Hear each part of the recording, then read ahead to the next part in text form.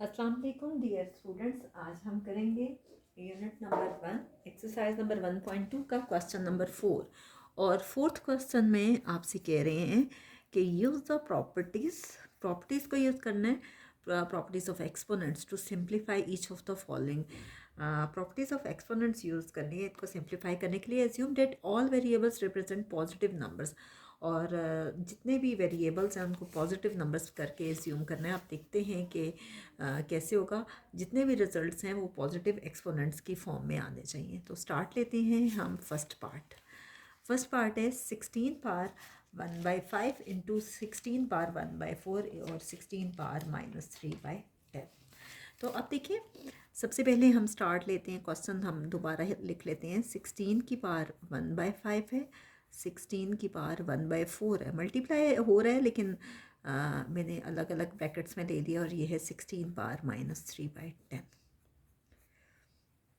अब देखिए, इन दोनों के दरमियान अगर कोई साइन नहीं है तो वो मल्टीप्लाई है। ठीक है, मैं आपको पहले भी सिखा चुकी हूँ कि अगर बेसिस सेम हो, सपोज़ ए पावर एम है और ए पावर एन है, दोनों की बेसिस सेम है, तो हमेशा जो पावर्स हैं वो ऐड होती हैं, यानी वो होता है एम प्लस एन।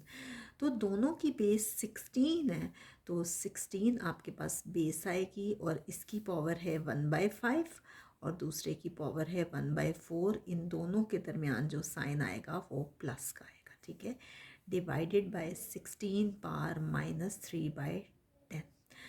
अब देखिए, आप चाहो तो इन दोनों को पहले सिंप्लीफाई करें और फिर जो भी आंसर आया उसको थर्ड वाले से कर सकते हैं, लेकिन अगर चाहे तो डायरेक्टली भी कर सकते हैं कि इसको आप ऊपर ले जाएं। बहरहाल मैं आपको पहले इन दोनों को करके बताती हूँ कि 1/5 प्लस 1/4 है।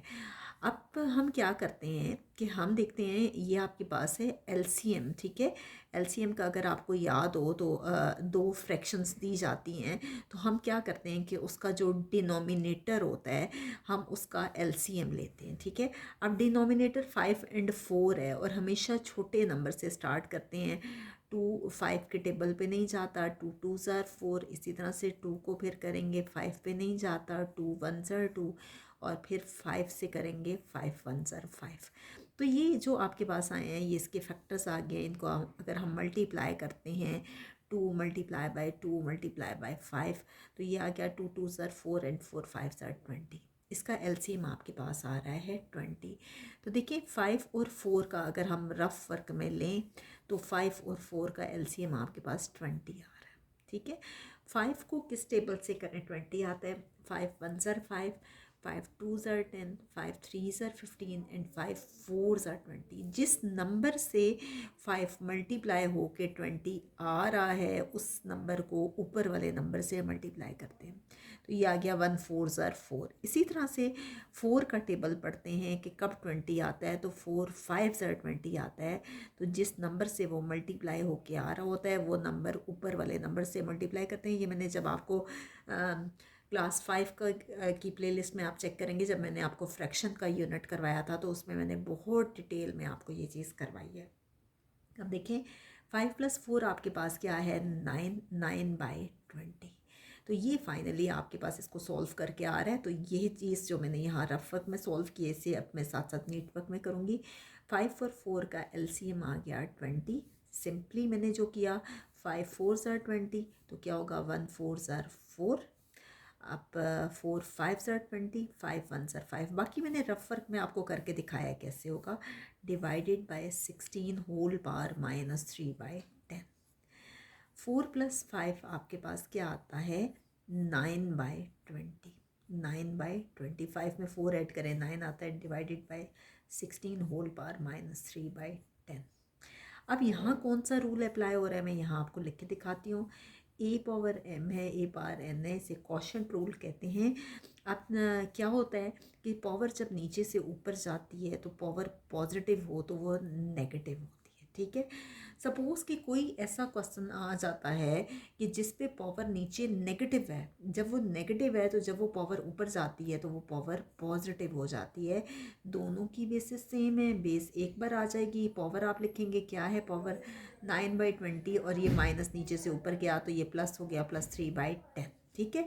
अब आप क्या करेंगे, 9/20 और 3/10 का मैं रफ वर्क में एलसीएम लेती हूँ कि देखें एलसीएम क्या आएगा। ठीक है, 20 और 10 का जब हम एलसीएम लेते हैं तो वो हमारे पास आता है 20। मैं आपको अभी करके भी दिखा देती हूँ, ये देखें 20 and 10, 2 10s are 20, 2 5s are 10, 2 5s are 10 और ये 5 आ गया, 5 1s are 5 और 5 1s are 5, 2 2s are 4, 4 5s are 20, LCM 20 आ गया, 20 1s are 20, 9 1s are 9, इसी तरह से 10 2s are 20 और 3 2s are 6, 9 + 6 आपके पास आता है 15/20, 15/20। और अगर हम इसको मज़ीद करें तो ये कैंसिल भी हो सकता है। ये सारे का सारा आपके पास रफ वर्क में मैंने आपको करके दिखाया, अब मैं आपको नीट वर्क में बताती हूँ।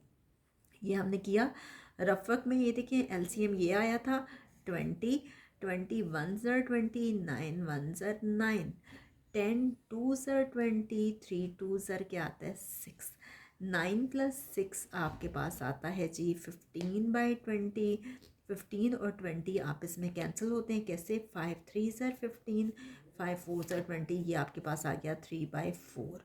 ये फाइनली आ गया आपके पास 16^3/4। तो देखिए आंसर जो है वो हमारे पास पॉजिटिव में आया है और आंसर हमारे पास बिल्कुल ठीक आया है। लेकिन फिर भी जब बुक हमारे पास आएगी तो हम रीचेक कर लेंगे इसको कि क्या आंसर यही आ रहा है या उन्होंने इसको मज़ीद सिंप्लीफाई किया हुआ है। अगर मज़ीद सिंप्लीफाई किया हुआ है तो हम इसको मज़ीद भी, सेकेंड पार्ट में हम क्या करेंगे कि ये नंबर्स आपस में मल्टीप्लाई हो रहे हैं, 7 पावर -1/3 मल्टीप्लाई हो रहा है 7 पावर 5/3 से, इससे मल्टीप्लाई करेंगे। इसी तरह से 7 पावर -1/3 मल्टीप्लाई हो रहा है 7 पावर 4/3 से, इससे मल्टीप्लाई करेंगे। हम 1 बाय 1 इनको मल्टीप्लाई करेंगे और इसके बाद देखें कि बेसिस सेम है तो पावर्स ऐड होंगी, बेसिस सेम है तो पावर्स ऐड होंगी।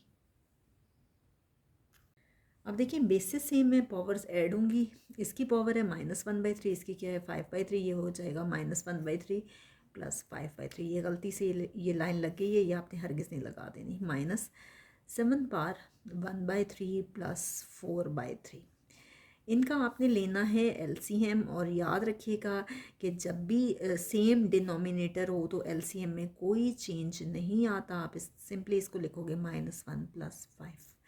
इसी तरह से यहाँ पे भी डिनोमिनेटर सेम है, एलसीएम में कोई चेंज नहीं आएगा, यहाँ नीचे आएगा 3 और ये आ जाएगा 1 + 4। यह आ गया 7 पावर 4/3 और ये आ गया -7 पावर 3/3। ये और ये कैंसिल हो गया, 7 पावर 4/3 और ये 7 की पावर आ गई आपके पास 1। ठीक है, अब आगे डिपेंड करता है कि उन्होंने आंसर किस फॉर्म में दिया है। हो सकता है उन्होंने आंसर इस फॉर्म में दिया हो कि 7 पावर 4 × 1/3 -7 पावर 1, इसको हम लिख सकते हैं 7 पावर 4 होल पावर 1/3 -7 और ये इसकी जी रेडिकल फॉर्म आ गई 3√7 पावर 4 और ये आ गया -7। अब डिपेंड करता है कि उन्होंने आंसर किस फॉर्म में दिया हो, फिर जैसे भी आंसर दिया गया होगा हम उसी फॉर्म में इसको कन्वर्ट कर लेंगे। नेक्स्ट है आपके पास इसका थर्ड पार्ट, और थर्ड पार्ट है आपके पास जी स्टूडेंट्स, हम करेंगे इसी का थर्ड पार्ट। और थर्ड पार्ट में आपसे क्या कह रहे हैं कि 2 पावर 2/3 है और 2 पावर 1/7 है, मल्टीप्लाई हो रहे हैं ये दोनों और डिनोमिनेटर में 2 पावर 1/2 है। अब देखिए मैं आपको पहले भी बहुत बार सिखा चुकी हूँ कि जब दो वैल्यूज़ आपस में मल्टीप्लाई हो रही हूँ तो क्या होता है कि उनकी पावर हमेशा आपस में ऐड होती है, और इसमें ये रूल अप्लाई हो रहा है कि बेसिस सेम हो तो पावर्स आपके पास ऐड होती हैं, a⁻m+n। अब देखिए क्या होगा कि दोनों की बेस 2 है तो क्या हो जाएगा 2 पावर 2/3 + 1/7, दोनों की पावर्स को ऐड कर देंगे, डिवाइडेड बाय 2 पावर 1/2। अब 3 और 7 का आप क्या करेंगे, एलसीएम लेंगे। 3 और 7 का अगर हम एलसीएम लें, मैं आपको लेके दिखाती हूँ। 3 1s are 3, 7 7 1s are 7 और ये जो 1 में कोई चेंज नहीं आ रहा, ये हमने वैसे का वैसे लिख दिया। तो ये एलसीएम इसका क्या आ गया, 3 7 ज़र 21 इसका एलसीएम आ गया है। मैं आपको रफ वर्क में ये करके दिखाती हूँ कि 2/3 है और 1/7 है। मैंने इन दोनों का एलसीएम लिया, एलसीएम डिनोमिनेटर का लेते हैं जो कि मेरे पास 21 आया। अब 3 का टेबल हम पढ़ते हैं तब तक जब तक कि 21 नहीं आ जाता। तो देखें 3 7 ज़ार 21 आ रहा है। अब जिस नंबर से मल्टीप्लाई हो के वो आता है उस नंबर को ऊपर वाले नंबर से मल्टीप्लाई कर देते हैं। 7 2 ज़ार आपके पास आ गया 14 प्लस इसी तरह से 7 को करेंगे तो 7 3 ज़ार 21 आता है। 7 3 ज़ार 21, तो ये 3 जो है इसको मल्टीप्लाई करेंगे हम 1 से तो 3 1 ज़ार 3। मैंने फ्रैक्शन का प्लेलिस्ट आप देखेंगे क्लास 5 की, तो उसमें मैंने फ्रैक्शन बहुत डिटेल में एक्सप्लेन किया हुआ है, आप वहाँ से देख सकते हैं। 14 + 3 क्या आ गया, 17/21। ठीक है, तो मैंने इसको किया तो ये आपके पास जो जो स्टेप्स आए हैं वो सारे आप इस पे करते जाएं। ये आया था 21 और क्या आ गया था 14 + 3 डिवाइडेड बाय ये क्या है 2 पावर 1/2। अगेन ये करेंगे 14 + 3 कितना आ गया 17/21 और ये आ गया 2 पावर 1/2। आप देखें पावर्स क्या होंगी, सब्ट्रैक्ट होंगी और यहाँ ये रूल अप्लाई हो रहा है a power m a power n। जब बेसिस सेम हो और डिवाइड हो रहा हो तो पावर्स आपस में सब्ट्रैक्ट होती हैं। a power m minus n आएगा, यह आ गया 2 पावर 17/21 माइनस 1/2। ठीक है, अब हम क्या करेंगे कि 21 और 2 के फैक्टर्स बना लेंगे, सॉरी एलसीएम ले लेंगे। क्या आएगा 2 से करेंगे, 2 21 पे नहीं जाता, इसको वैसे का वैसा लिख लें। 2 1 ज़र 2, 3 7 ज़र 21, ये 1 आ गया। 7 1 ज़र 7, तो इसका एलसीएम क्या आया 2 × 3 × 7, 2 3 ज़र 6, 6 7 ज़र 42, इसका एलसीएम आ गया है 42। तो अब 21 को हम किस से करें तो 42 आता है। 21 को जब हम 2 से करें, 21 1 ज़र 21, 21 2 ज़र 42, 21 2 ज़र 42 आया। हमने क्या करना है कि इस 2 को हम मल्टीप्लाई कर देंगे ऊपर वाले नंबर से। ठीक है, अब क्या है 17 2 से मल्टीप्लाई हो रहा है, ये देख लें। 17 को मैं रफ वर्क में 2 से मल्टीप्लाई कर रही हूँ 34 आता है, लेकिन मैं आपको करके दिखाती हूँ। 2 7 ज़र 14, 1 कैरी गया, 2 1 ज़र 2 और 1 क्या आ गया 3, ये आ गया 34/42। ठीक है, अब देखते हैं कि -2 को किससे करें कि 42 आता है। ये थोड़ा सा आपके लिए करना मुश्किल हो जाता है कि 2 को किससे करें। तो अगर आपको ये मुश्किल लगे तो रफ वर्क में डिवाइड करके देख लें कि किससे करने से 42 आता है। 2 2 ज़र 4, 2 1 ज़र 2, तो देखें 2 को 21 से किया तो 42 आया, तो 21 1 ज़र 21। अब 34 में से 21 माइनस करते हैं तो देखते हैं क्या आता है। 34 - 21, 4 में से 1 माइनस करें 3, 3 में से 2 माइनस करें 1। ठीक है, तो ये आपके पास आ गया 13/42। ठीक है, तो यहाँ तक आपके पास ये क्वेश्चन जो है वो कंप्लीट हो गया। नेक्स्ट है इसका फोर्थ पार्ट में क्या कह रहे हैं 3 बार -1/2 और 3 बार 1/2 है। मैं आपको पहले भी सिखा चुकी हूँ कि देखें दोनों पे बेसिस सेम है। जब बेसिस सेम हों तो आप क्या करते हैं कि पावर्स को ऐड करते हैं। ये जैसे है आप कह सकते हो am और an है, बेसिस सेम है, आप पावर्स को ऐड करेंगे a बार m + n। ये आपके पास आ गया 3 बार -1/2 + 1/2। ठीक है, बेस एक बार आएगी, पावर्स ऐड होंगी। ये माइनस साइन तो पहले से इतना, इसको तो आपने चेंज नहीं करना। और ये नीचे दिया हुआ था 3 बार 1/2, ये दोनों कैंसिल हो गए, ये आ गया 3 बार 0 और ये आ गया 3 बार 1/2। 3 बार किसी भी वेरिएबल की या किसी भी वैल्यू की पावर 0 वो हमेशा 1 के इक्वल होता है। 1/3 बार 1/2, इसको हम लिख सकते हैं 1/3 बार 1/2 को स्क्वायर रूट ऑफ 3 लिख सकते हैं। और बहुत से स्टूडेंट्स इसको यूँ लिखते हैं 2√3, तो ये भी गलत नहीं है। नेक्स्ट हम करते हैं इसका फिफ्थ पार्ट। जी स्टूडेंट्स, हम फिफ्थ पार्ट करते हैं और फिफ्थ पार्ट में हम क्या करेंगे, 36 है, 6 है, 8 है, 27 है, हम इसके फैक्टर्स बना लेते हैं।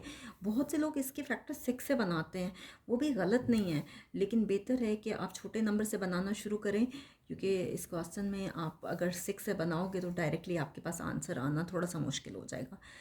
क्या है, 2 1 ज़र 2, 1 कैरी गया, 2 8 ज़र 16, 2 9 ज़र 18, 3 3 ज़र 9, 3 1 ज़र 3। मैंने 36 के फैक्टर्स बना लिए। फिर हम बनाते हैं 6 के, 2 3 ज़र 6, 3 1 ज़र 3। फिर हम बनाते हैं 8 के, 2 4 ज़र 8, 2 2 ज़र 4, 2 1 ज़र 2। 8 के भी हमने फैक्टर्स बना लिए।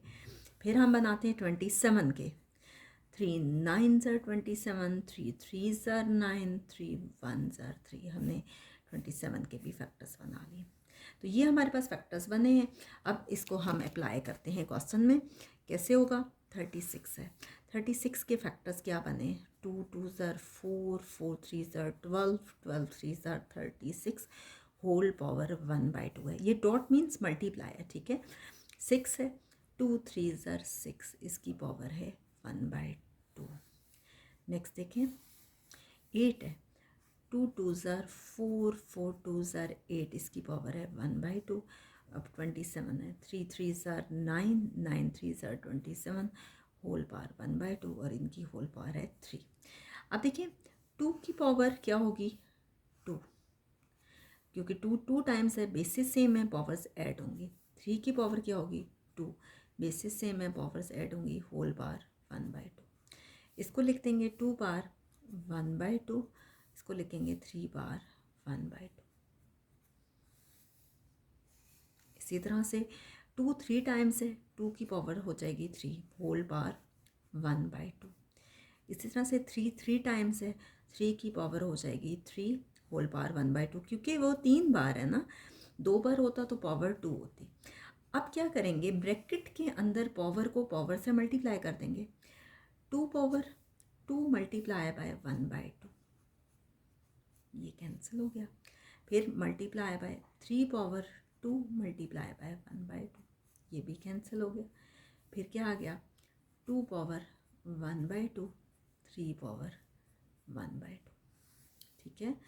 नेक्स्ट देखिए नीचे, 2 power 3 multiply by 1/2, 3 power 3 multiply by 1/2, whole power 3।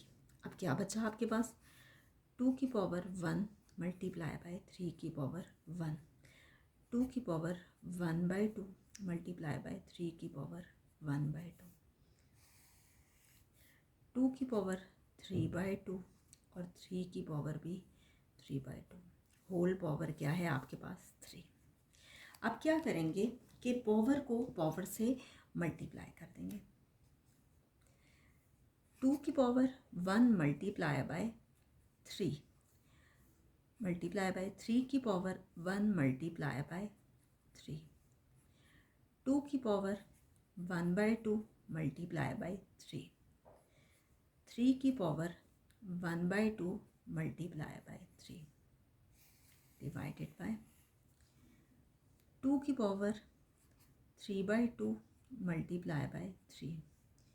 इसी तरह से 3 की पावर 3/2 मल्टीप्लाई बाय 3।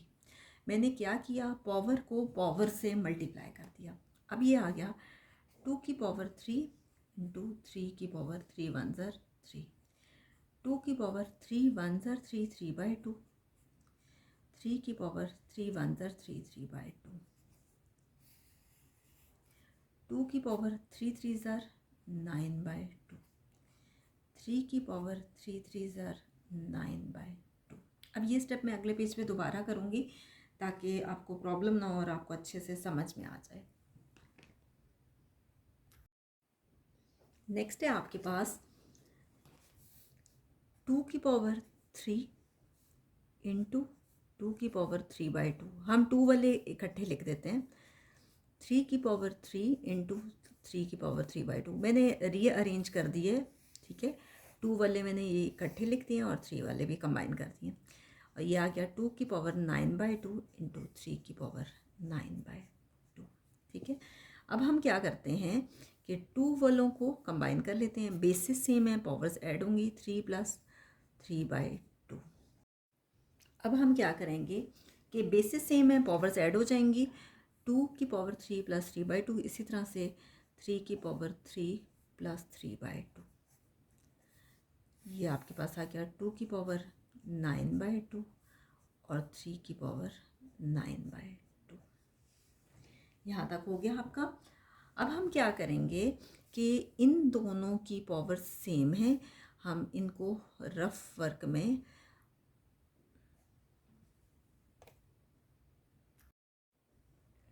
हम इसका एलसीएम ले लेंगे। 3 + 3/2 का एलसीएम इसका आएगा 2, 1 2s are 2, 3 2s are 6, 6 + 3, 2 1s are 2, 1 3s are 3, 6 + 3 आपके पास आ गया 9/2। ये आ गया 2 की पावर 9/2। मैंने रफ वर्क में आपको करके दिखाया है। इसी तरह से 3 वाले को भी करेंगे, 3 की पावर 3 + 3/2, तो सेम आएगा, ये भी आ जाएगा 3 की पावर 9/2 डिवाइडेड बाय 2 की पावर 9/2 इंटू 3 की पावर 9/2।